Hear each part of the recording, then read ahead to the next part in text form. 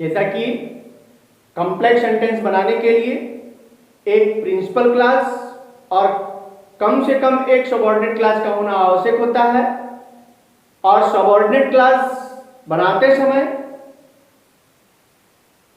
या subordinate class या तो नाउन क्लास में बनता है, या तो एडजेक्टिव क्लास में बनता है, या एडवर्ब क्लास में बनता है।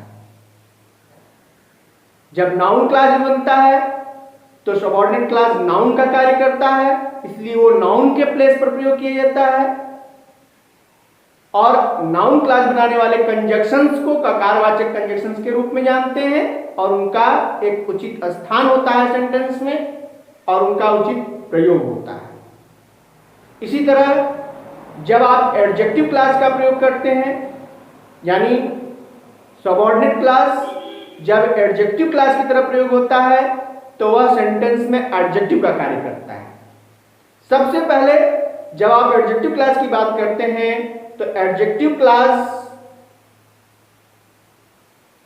वह क्लास है जो वाक्य में किसी नाउन या प्रोनाउन की विशेषता बतलाता है। क्यों? क्योंकि adjective is a word which qualifies noun or pronoun.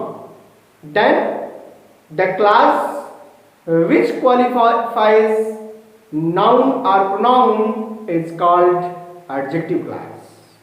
The group of words having a finite verb which is unable to convey its complete meaning or sense, and it is qualifying a noun or pronoun, then it is called adjective class.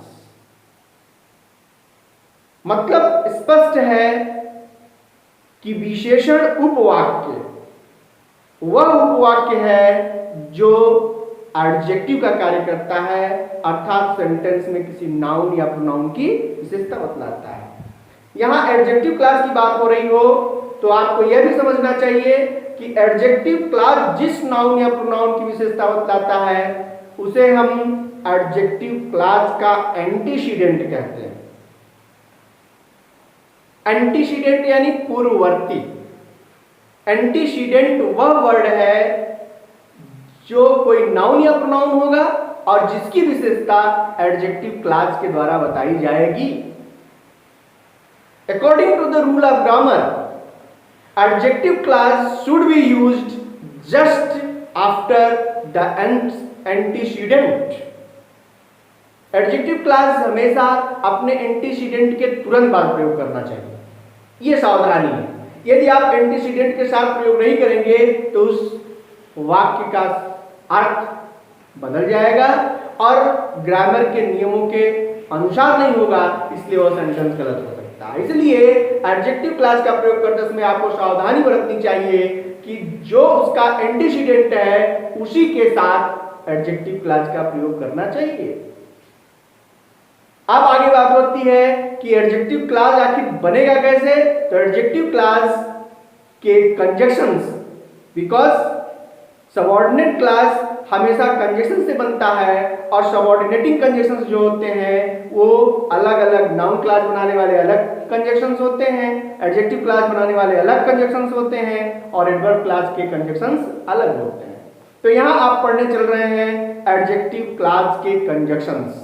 Adjective class के conjunctions जो होते हैं वो जकारवाचक conjunctions कहे जाते हैं। इनसे ज की ध्वनि निकलती है और ये किसी न किसी नाउन की, प्रोनाउन की विशेषता बतलाते हैं और उस नाउन और प्रोनाउन को एडजेक्टिव क्लास का एंटीसीडेंट कहते हैं। इतनी बातों को आप ध्यान में रखेंगे तो आप एडजेक्टिव क्लास को अच्छे से समझ पाएंगे। इससे पहले कि हम आपको बोर्ड की ओर लेकर चलें, आपसे एक अनुरोध करूंगा कि आप मेरे YouTube चैनल पर नए हैं तो आप इसे सब्सक्राइब जरूर करें, और यदि आपको मेरी वीडियो अच्छी लग रही है तो इसे आप लाइक करें, शेयर करें और कमेंट भी करें ताकि मेरा उत्साहवर्धन होता रहे। आइए आप सभी को एडजेक्टिव क्लास की ओर लेकर चलते हैं। एडजेक्टिव क्लास को विशेषण उपवाक्य कहते हैं और यह क्लास वाक्य में एडजेक्टिव का कार्य करता है और किसी नाउन या प्रोनाउन की विशेषता बतलाता है जिसे एडजेक्टिव क्लास का एंटीसीडेंट कहते हैं।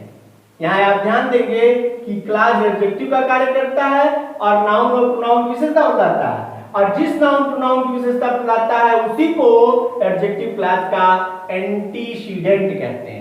एंटीसीडेंट यानी पूर्ववर्ती शब्द कहते हैं।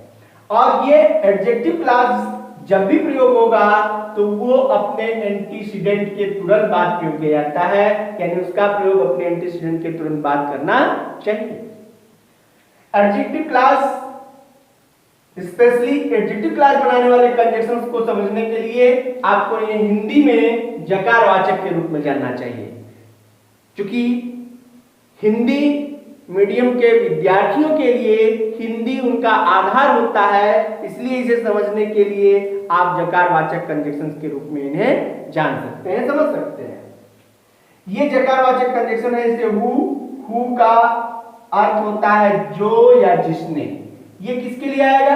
एंटीसीडेंट यदि सजीव लिविंग पर्सन तो वहां पर आप जो या जिसने के लिए हु का प्रयोग करेंगे, और यदि ये निर्जीव है तो यहाँ विच का प्रयोग करेंगे। यदि ये सजीव और निर्जीव में भेद आप नहीं कर पा रहे हैं तो आपको दैट का प्रयोग करना चाहिए, और जब वहां सच या सेम का प्रयोग किया गया हो तो जो या जिसने के लिए एज का प्रयोग करना चाहिए। इनका कॉन्सेप्ट आप अच्छे से क्लियर करें। हु जो है वो सजीव के लिए यानी लिविंग के लिए, नॉन लिविंग के लिए विच, और दैट का प्रयोग कॉमन के लिए यानी जिसमें दोनों आते हैं, जैसे ऑल, एवरीवन, जिसमें कॉमन हो गया, उसमें सजीव भी हो सकता है, निर्जीव भी हो सकता है, ऐसे वर्ड्स हैं तो वहां आपको दैट लगाना चाहिए। और एज का प्रयोग जब सच और सेम का प्रयोग किया गया हो एंटीसीडेंट के साथ तो वहां आपको एज का प्रयोग करना चाहिए। बाकी हुम यानी जिसे या जिसको, हुज जिसका जिसकी जिसके, वेयर जहां, व्हेन जब, वाई जिस कारण से, हाउ जिस तरह से, इन सब के अर्थ में या इन सब के सेंस में। हुम जो है ऑब्जेक्ट के साथ, हुज पासेसिव केस के लिए, वेयर स्थान के लिए, व्हेन टाइम के लिए, और वाई कारण के लिए, और हाउ मैनर के लिए प्रयोग किया जाने वाला कंजक्शन।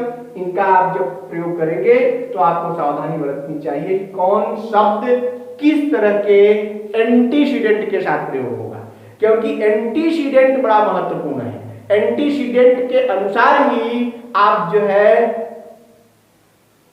कंजक्शन का प्रयोग करेंगे तो आपका सेंटेंस सही होगा। आइए हम हिंदी के दो सेंटेंस के माध्यम से यह देखने का प्रयास करें कि सही प्रयोग एडजेक्टिव क्लास की क्या हो सकती है, क्योंकि ये मैंने पहले भी बताया, अभी भी बताता हूं कि एंटीसीडेंट बड़ा इंपॉर्टेंट होता है एडजेक्टिव क्लास में, क्योंकि एंटीसीडेंट जहां होगा एडजेक्टिव क्लास उसी स्थान पर प्रयोग किया जाना चाहिए। तो ये है, मैं उस लड़के को जानता हूं जिसने खिड़की तोड़ी या तोड़ी थी। तो आप देखेंगे कि आई किसकी बात हो रही है? उस लड़के की, जिसने किसके लिए आया है? लड़के के लिए। एंटीसीडेंट है ये।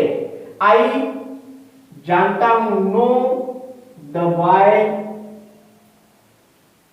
जिसने के लिए, क्योंकि बॉय जो है वो सजीव है। हु, अब चूंकि ये एंटीसीडेंट है, एंटीसीडेंट के तुरंत बाद हमको एडजेक्टिव क्लास का कंजक्शन चाहिए, तो हु अब यहीं पर लिखेंगे। I know the boy who broke the window. अब आप इसमें देख सकते हैं कि ये है प्रिंसिपल क्लास, और प्रिंसिपल क्लास में आया है द बॉय जो एंटीसीडेंट है एडजेक्टिव क्लास का, और एडजेक्टिव क्लास का कंजक्शन है हु, इसलिए ये पूरा का पूरा एडजेक्टिव क्लास बॉय के तुरंत बाद आया है। अब आप ये समझ सकते हैं कि आपके दिमाग में ये आएगा कि तो ये अर्थ में आता ही है, यहीं पर जोड़ दिया जाएगा। ऐसा नहीं है, क्योंकि ये एंटीसीडेंट कभी कभी पहले भी हो सकता है, और जब ये पहले होगा तो एंटीसीडेंट के तुरंत बाद एडजेक्टिव क्लास का ही प्रयोग करेंगे, फिर अगले शब्द का प्रयोग किया जाएगा। जैसा कि अगला उदाहरण आपके लिए है कि वह लड़का जो कक्षा में प्रथम आया था मेरा मित्र है।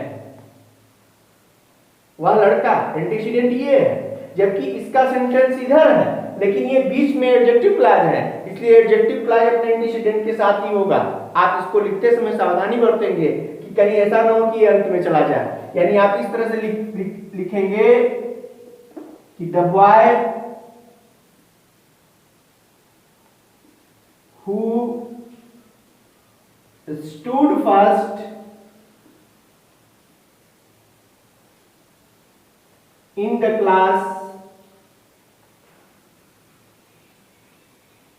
is my friend। ये हुआ आपका एडजेक्टिव क्लास जिसका एंटीसीडेंट है द बॉय, और ये है प्रिंसिपल क्लास का नेक्स्ट पार्ट। अर्थात चूंकि हिंदी में इसके साथ ही लिखा था इसलिए आपको थोड़ी असावधानी नहीं हुई थी, लेकिन जब सेंटेंसेस कभी कभी सिंथेसिस करते समय सेंटेंसेस जब अलग अलग लिखे होते हैं तो उनको उचित जगह पर बैठाते समय या उनको एंटीसीडेंट के स्थान पर ले जाते समय यह समस्या होती है कि एंटीसीडेंट उचित स्थान पर है और उसके तुरंत बाद ही एडजेक्टिव क्लास आ रहा है अथवा नहीं। तो सावधानी यही बरतनी है कि जब आप एडजेक्टिव क्लास बनाएंगे तो एडजेक्टिव क्लास हमेशा अपने एंटीसीडेंट के साथ ही आना चाहिए, क्योंकि कंजक्शन एंटीसीडेंट के अनुसार ही प्रयोग किया जाता है। एडजेक्टिव क्लास से रिलेटेड ट्रांसलेशन कॉम्प्लेक्स सेंटेंस बनाने के लिए कुछ नियमों के साथ आप सभी को एडजेक्टिव क्लास के यूजेस और ट्रांसलेशन के नियम के लिए एग्जांपल्स को मैंने पहले से बोर्ड पर लिख रखा है। जैसा कि आप सभी को एडवर्ब क्लास के बारे में इतना जरूर समझ में आ गया है कि एडजेक्टिव क्लास जकार वाचक कंजक्शंस हिंदी में और अंग्रेजी में कुछ सेलेक्टेड कंजक्शंस हैं जो अपने एंटीसीडेंट के अनुसार प्रयोग किए जाते हैं। यहां यह भी समझ लेना आवश्यक है कि adjective is a word which qualifies noun और pronoun, then adjective class is also the class which qualifies a noun और प्रोनाउन इन ए सेंटेंस। यानी यदि कोई विशेषण शब्द है तो किसी नाउन या प्रोनाउन की विशेषता बतलाता है, और यदि वह क्लास है तो भी वह किसी न किसी नाउन या प्रोनाउन की विशेषता बतलाता है। यदि क्लास है तो नाउन एडजेक्टिव क्लास होगा, और यदि कोई शब्द है तो एडजेक्टिव कहलाएगा। एडजेक्टिव क्लास बनाते समय जो महत्वपूर्ण रोल है वो उसके एंटीसीडेंट का होता है, अर्थात जिस नाउन या प्रोनाउन की विशेषता सेंटेंस में बताई जा रही हो उसे एडजेक्टिव क्लास का एंटीसीडेंट कहा जाता है। और एडजेक्टिव क्लास का प्रयोग करते समय यह सावधानी बरतनी चाहिए कि एडजेक्टिव क्लास हमेशा अपने एंटीसीडेंट के तुरंत बाद ही होना चाहिए। यदि वो अपने एंटीसीडेंट के साथ नहीं है तो आपका सेंटेंस गलत हो सकता है। इसलिए प्रत्येक सेंटेंस को बनाते समय हिंदी से अंग्रेजी, हिंदी में तो आप एंटीसीडेंट को कहीं रख सकते हैं, कहीं भी रखता है, लेकिन जब अंग्रेजी के सेंटेंसेस तैयार करेंगे तो आपको ये ध्यान देना है कि एंटीसीडेंट के नजदीक ही उसका एडजेक्टिव क्लास होना चाहिए। इसे हम ट्रांसलेशन बनाते समय इन सेंटेंसेस के माध्यम से समझने का प्रयास करेंगे। आइए हम इसे देखते हैं। ट्रांसलेशन कॉम्प्लेक्स सेंटेंस का, जिसमें हम एडजेक्टिव क्लास बनाएंगे और इसके एंटीसीडेंट को ढूंढेंगे और उसके साथ एडजेक्टिव क्लास का प्रयोग करेंगे। एंटीसीडेंट को ढूंढना इसलिए भी जरूरी है क्योंकि कंजक्शंस हमेशा एंटीसीडेंट के अनुसार होंगे। यदि एंटीसीडेंट सजीव है तो हु का प्रयोग, एंटीसीडेंट निर्जीव है तो विच का प्रयोग, यदि एंटीसीडेंट में सजीव और निर्जीव दोनों मिक्स है या ऐसा लगता हो उसमें सभी आ सकते हैं तो वहां पर दैट का प्रयोग, एंटीसीडेंट के साथ सच या सेम हो तो एज का प्रयोग, स्थान है तो वेयर का प्रयोग, समय है तो व्हेन का प्रयोग, और इसी तरह से meaning is that you have to clear first the antecedent of adjective class before making a complex sentence with adjective class। किसी भी complex sentence को adjective class बनाते समय या complex sentence में adjective class को प्रयोग करते समय antecedent का पता लगाना पहला आवश्यकता है। इसलिए आइए हम देखते हैं इसको और बनाते हैं। मैं उस आदमी को जानता हूँ जिसने तुम्हारी घड़ी चुराई। आप देखिए ये ज की ध्वनि देने वाला एडजेक्टिव क्लास का कंजक्शन है और ये पूरा एडजेक्टिव क्लास है और ये इंडिकेट करता है आदमी को, यानी अर्थात इसका एंटीसीडेंट कौन है? आदमी। अब आप देखेंगे कि जब आप इसका प्रयोग करेंगे तो ये कोई न कोई जो है ऑब्जेक्ट के रूप में आएगा, अर्थात हो जाएगा I know the man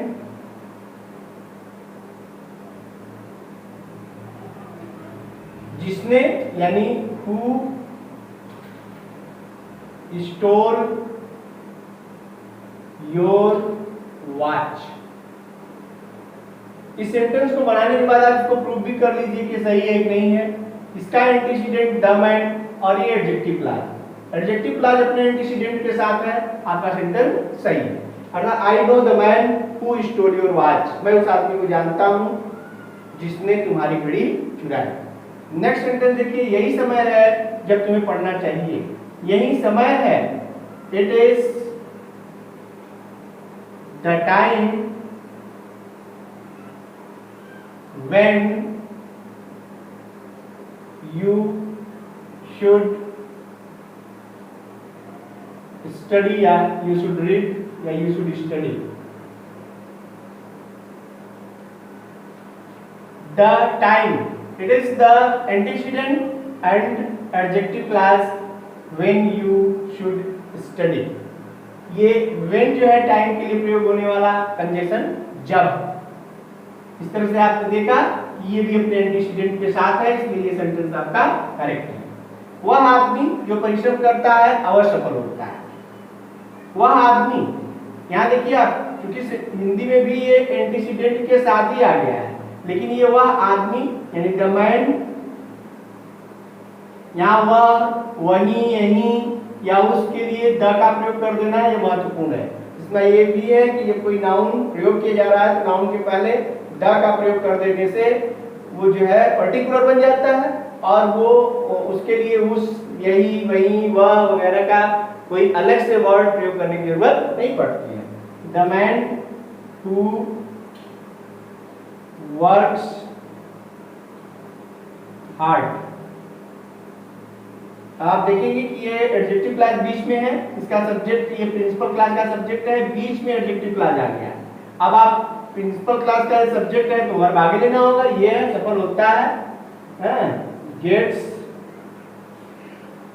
success certainly.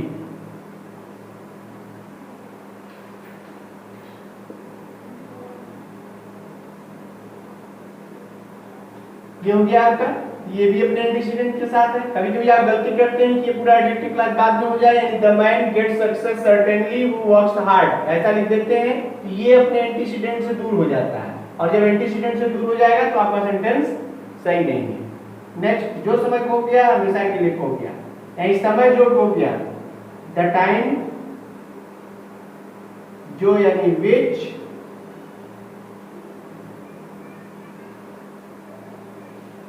is lost, comma, ये हो गया आपका एडजेक्टिव क्लॉज, हमेशा के लिए खो गया यानी is lost forever।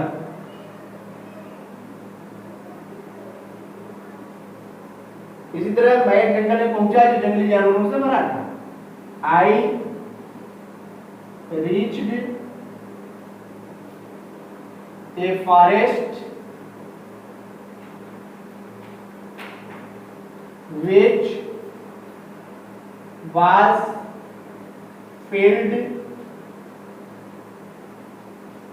with wild animals। इसे भी आप देखें, यहाँ एंटीसीडेंट है, ए फॉरेस्ट जंगल पहुंचा, which was filled with wild animals, ये आपका एडजेक्टिव क्लॉज, इसका एंटीसीडेंट ए फॉरेस्ट है। इसी तरह यह वही युद्ध भूमि है जहां कर्ण मारा गया था, तो जाएगा इट इज द बैटलफील्ड